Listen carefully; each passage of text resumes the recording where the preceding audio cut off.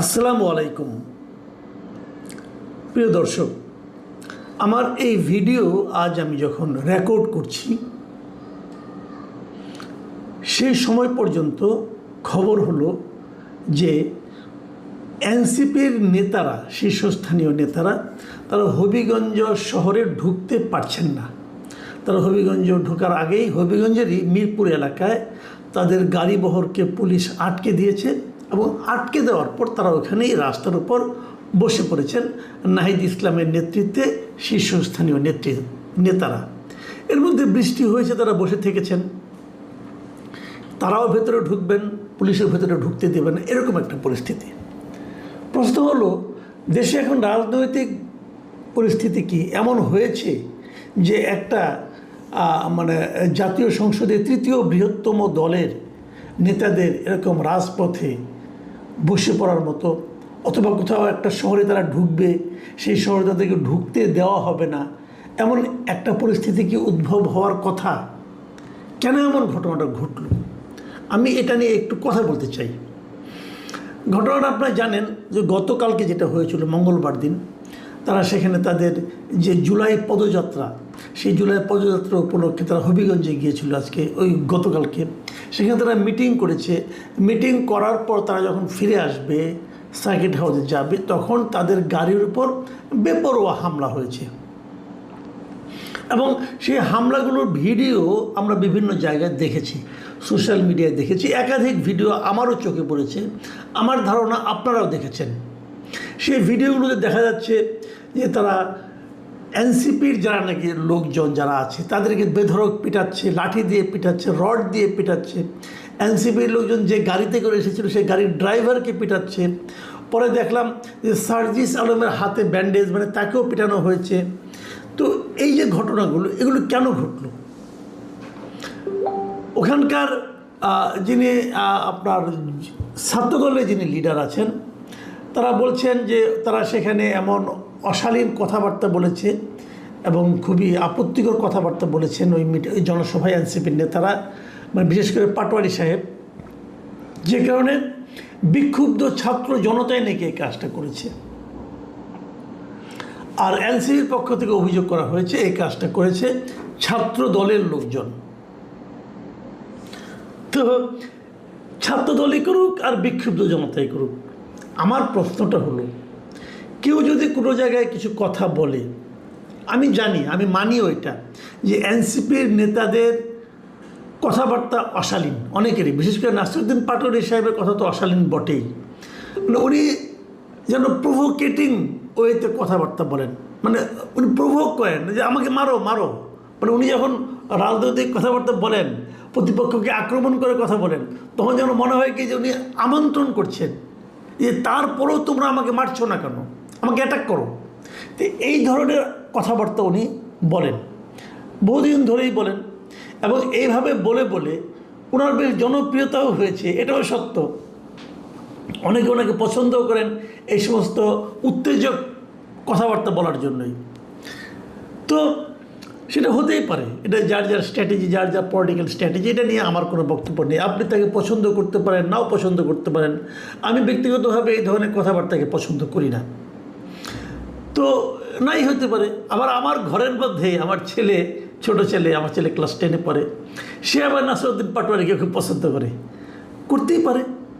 কেন পছন্দ করে তাকে আমি জিজ্ঞাসা করিনি, তার কাছে ভালো লাগে, সে উনি পছন্দ করে, আমি পছন্দ করি না তাদের কথাবার্তাগুলো। তো এটি হলো গণতন্ত্র, যে একজনের পছন্দ হবে, একজনের পছন্দ হবে না। কিন্তু সে যত খারাপ কথাই বলুক, আপনি তার গায়ে হাত তুলবেন কেন ভাই? আমার প্রশ্নটা এখানেই। যদি আপনি মনে করেন যে তার কথায় আপনার নেতাকে অপমান করা হয়েছে, তার কথায় আপনি নিজের মানহানি হয়েছে, আপনি নিজে হয়তো অপমানিত হয়েছেন, আপনি তার বিরুদ্ধে আইনের আশ্রয় নিতে পারেন। দেশে তো আইন আছে, আপনার আইনের কাছে যান। কিন্তু আপনি তো আইনটাকে নিজের হাতে তুলে নিতে পারেন না। আপনি তার গায়ে হাত দিবেন কেন? তাদেরকে আপনি মারবেন কেন? আচ্ছা, যে লোকটা বলেছে আপনি তো তাকে মারতে পারেন, অন্যদেরকে মেরেছেন কেন? ড্রাইভারের কি দোষ রে ভাই, তাকে আপনি মারলেন কেন? এই যে মারাটা, ইচ্ছে করলে আমি একজনকে মারতে পারি, এটা হলো একটা মানসিকতা। এটা হলো একটা ফ্যাসিস্ট মানসিকতা। এই মানসিকতার প্রকাশ যে ঘটাবে সেই ফ্যাসিস্ট। সে যে দলে তাকে প্রশ্রয় দেবে, যে দল তাকে এই ধরনের আচরণ করার জন্য প্রশ্রয় দিবে, আশ্রয় দিবে, উৎসাহ দিবে, সেই দলটাই ফ্যাসিস্ট দল। এই ফ্যাসিস্ট গাছে ধরে না, ফ্যাসিস্ট আচরণে বোঝা যায়, এরাই ফ্যাসিস্ট। আমি অনেকগুলো ভিডিও দেখেছি, যারা মেরেছেন তাদের প্রত্যেকের চেহারা সেখানে স্পষ্ট। সেই চেহারাগুলোকে দেখে তাদেরকে কি ধরা হবে? এই জায়গাটাতে আমার প্রশ্ন। যদি তাদের ধরা না হয় তাহলে আপনি নিশ্চিত থাকতে পারেন এরা সব ছাত্র দল, যুব দল, অথবা স্বেচ্ছাসেবক দল, অথবা বিএনপি করে। যদি এদেরকে ধরে আইনের আওতায় না আনা হয় তাহলে আপনি নিশ্চিত থাকতে পারেন। আর যদি ধরা হয় তাহলে বুঝবো, ওই যে প্রধানমন্ত্রী অনেক বড় গলায় বলেছেন না যে উনি আইনের শাসন কায়েম করতে চান, তাহলে বুঝবো যে আইনের শাসন কায়েমের সদিচ্ছাটা আসলে ওনার মধ্যে আছে। ছাত্রদলের লোকেরা বলেছে যে এরা হলো বিক্ষুব্ধ ছাত্র জনতা। যদি ছাত্র জনতাও হয় তবুও তাদেরকে বিচারের আওতায় আনতে হবে, কারণ তাহলে তারা অন্যায় করেছে। একজন লোক আপনি জানেন যে সে খারাপ, জানেন, আপনি একদম নিশ্চিতভাবে জানেন সে দুষ্ট লোক, তাকে থামানো দরকার, আপনি জানেন, তারপরেও তার গায়ে আপনি হাত তুলতে পারেন না। তাকে আপনি ধরে নিয়ে পুলিশের কাছে দিতে পারেন, অথবা পুলিশকে ডেকে এনে তাকে ধরিয়ে দিতে পারেন, কিন্তু গায়ে হাত দিতে পারেন না, কারণ তার শরীরটা আপনার মালিকানার নয়, তার শরীরের মালিক আপনি নন। যেই মুহূর্তে তার গায়ে আপনি একটা লাঠির বাড়ি দিবেন, সেই মুহূর্তে আপনি হবেন একজন দুষ্কৃতকারী, আপনি হবেন একজন সন্ত্রাসী। এই সন্ত্রাসীদেরকে অবশ্যই ধরতে হবে, যদি সরকার মনে করেন যে তারা আসলে আইনের শাসন কায়েম করতে চান। দেখুন, আমি একটা ঘটনা বললাম, আরেকটা ঘটনা বলি। গত দুদিন ধরে দেখছি, সেটা হলো রাজশাহী ইউনিভার্সিটিতে গত 27 জুলাইয়ের ঘটনা। প্রথম কিছু স্টুডেন্টদের মধ্যে একটা বিষয় নিয়ে বিরোধ তৈরি হয়েছিল, সেটা মীমাংসা করতে গিয়েছিল বিশ্ববিদ্যালয় কর্তৃপক্ষ। সেই মীমাংসাকে কেন্দ্র করে বিরোধ আরও বেড়েছে, এবং এগুলো কী কী হয়েছে এগুলো আপনার পত্রপত্রিকা পাবেন।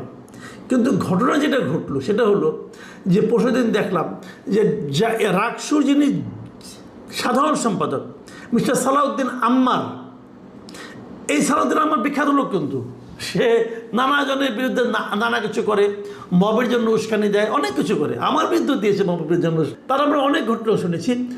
আমি হঠাৎ করে দেখলাম যে সে একটা বেলচা হাতে নিয়ে একজনকে মারতে যাচ্ছে, চিৎকার চেঁচামেচি করছে, তাকে মারবে, মেরে ফেলবে, অমুক করবে, তমুক করবে। এটা কারোর অধিকার তাকে কে দিল? সে বিশ্ববিদ্যালয়ের স্টুডেন্টরা তাকে ভোট দিয়ে সাধারণ সম্পাদক বানিয়েছে তাদের ছাত্র সংসদের। অবশ্যই এটা তাদের একটা বড় অর্জন। এই অর্জনের বিনিময়ে তাকে কি এই ক্ষমতা দেওয়া হয়েছে সে বেলচা দিয়ে কাউকে মারতে পারে? সে কি আইন নিজে বানাবে? আইন বানানোর তার কোনো অধিকার আছে? নিজের মতো করে বিচার করে রায় দিয়ে সেই বিচারের রায় বাস্তবায়ন অধিকার তাকে কেউ দেওয়া হয়েছে? দুজন ছাত্রকে পিটিয়ে, গরুর মতো পেটানো হয়েছে। গরুও বোধহয় মানুষ এভাবে পেটায় না। তাদেরও ছবি দেখলাম। এই সালাউদ্দিন আম্মার বাঁশ দিয়ে, লাঠি দিয়ে সে নিজে পিটিয়েছে, এবং তার সঙ্গে অন্যরা ছিল। পেটানোর পর দেখলাম যাদেরকে পিটিয়েছে তাদেরকে পুলিশ অ্যারেস্ট করেছে। অপরাধ কি? অপরাধ হলো তারা নাকি নিষিদ্ধ ঘোষিত ছাত্রলীগের সমর্থক। নিষিদ্ধ হয়েছে ছাত্রলীগ কবে? সেটার এখনও সমর্থক আছে, তার প্রমাণটা কি? তার গায়ে লেখা ছিল যে আমি ছাত্রলীগের সমর্থক, লেখা ছিল। কে সিদ্ধান্ত দিল? সালাউদ্দিন আম্মার সিদ্ধান্ত দিয়েছেন। ওনার কাছে মনে হয়েছে এই লোকটা ছাত্রলীগের সমর্থক, অতএব তাকে পেটানো যায়। বাংলাদেশ কোনো বিশ্বের কোনো আইন এটাকে সমর্থন করবে? প্রশ্নটা তখনই ওঠে, আমরা কি একটা স্বাধীন সার্বভৌম আইনি রাষ্ট্রের মধ্যে অবস্থান করছি, নাকি আমরা একটা বর্বর রাষ্ট্রে অবস্থান করছি? আইন কি বলে? রাজশাহীতে কি কোনো আইন প্রয়োগকারী সংস্থা আছে? আছে নাকি তারা ঘুমাচ্ছে, চুরি পরে বসে আছে? এই প্রশ্নটা আমি করতে চাই। সাংবাদিকরা এটা নিয়ে লেখালেখি করেছে, পরে দেখলাম প্রেস কনফারেন্সে সালাউদ্দিন আম্মার এবং তার যে রাকসুর যিনি ভিপি, তারা আবার সাংবাদিকদের বিরুদ্ধে বলছে, তাদের বিরুদ্ধে অশালীন আক্রমণ করছে তারা। তো হয়েছে নাকি, বলছে এরা নাকি মায়া কান্না করছে, এই ধরনের কথা বলছে যে মোস্তাকুর রহমান জাহিদ, যিনি নাকি রাকসুর ভিপি, ছাত্র শিবিরের নেতা। মানে তারা মারবে, পিটিয়ে ফেলে দেবে, সেই কথা বললে পরে হলো ওটা মায়া কান্না। ওই লোকটাকে মানুষটা, কোন দেশে বাস করছি আমরা? তারপর যে মার খেলো তাকে আপনি অ্যারেস্ট করলেন, কি অপরাধে অ্যারেস্ট করলেন আপনি তাকে? এই যে বিষয়গুলো, এগুলো কিন্তু কেবল দেশের মধ্যে না, দেশের সচেতন মানুষের মধ্যে না, এগুলো কিন্তু দেশের বাইরেও বিভিন্ন মানবাধিকার সংস্থার কাছে কিন্তু এই মেসেজগুলো যায়। তারা আসলে কি, আজকে দেখলাম একটা ইংরেজি দৈনিকে, দ্য টাইমস অফ বাংলাদেশ,